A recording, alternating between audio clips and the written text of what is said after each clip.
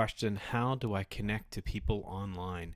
And in his question, he said, you can interpret connect and people and online in whatever way you want. So I figured I'd just take a quick look through the way that I do that, how I feel about those words, and how they worked for me. So this presentation goes through those words and a little few pictures, and we'll talk about them on the way through.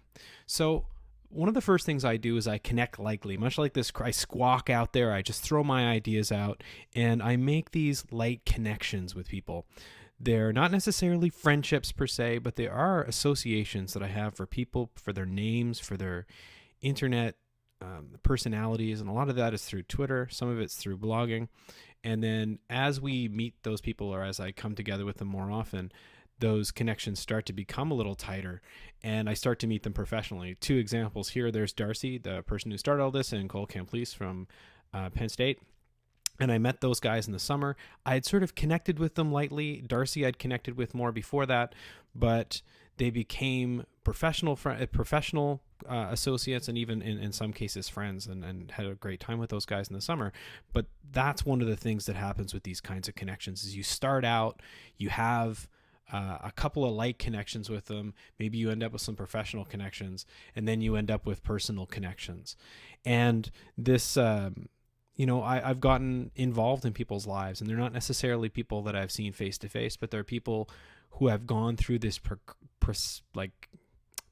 this progress of connection with, where we've developed a light connection, maybe a professional connection, and then that becomes personal.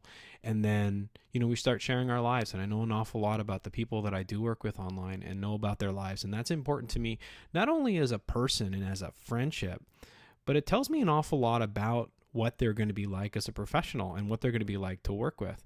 And I think one of the interesting things about what happens online is that you have that sense and you have access to more of a person, and it gives you a much more rounded professional association. It makes the professional far more personal, which makes it a lot more fun to do.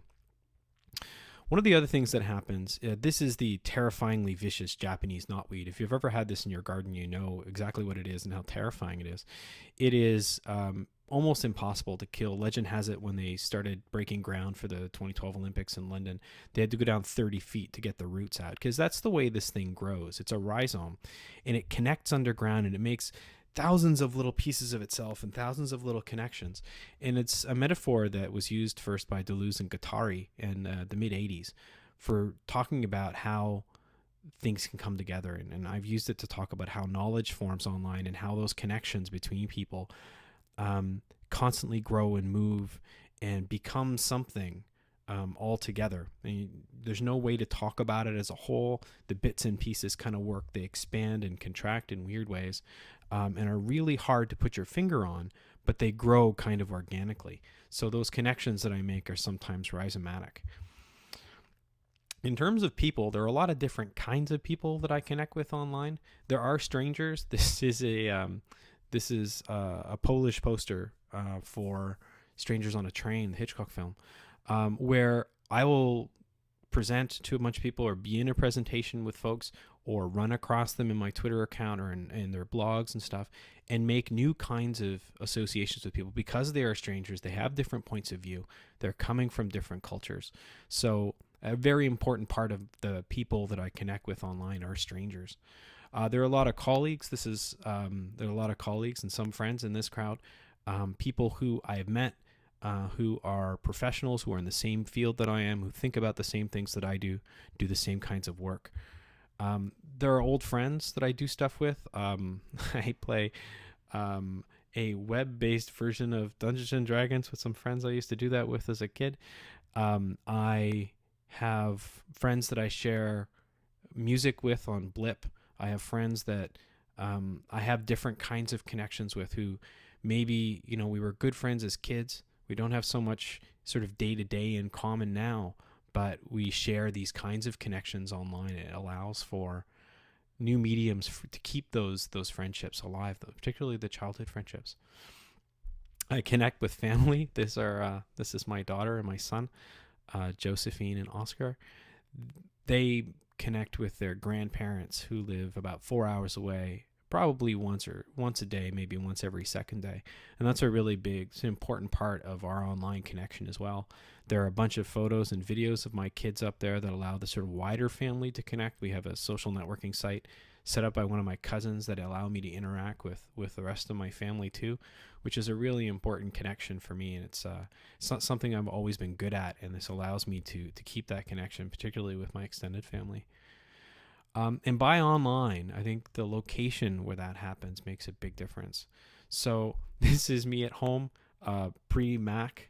Still, I think I'm using a netbook there. That's a terrifyingly clean desk for me, really. Sporting my We Are Media t-shirt. Thanks, Beth. But that's where I am right now. I do a lot of my work from here. You can see the toys in the background. It's a lot more personal.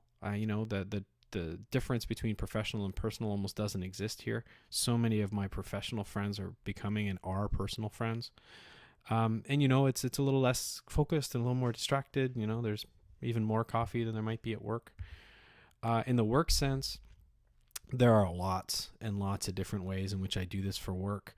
And from work, I use my Twitter account as a resource. I answer other people's. I'm a resource for other people that way. I use my Skype account that way and connect with a lot of other professionals to help me do my job better.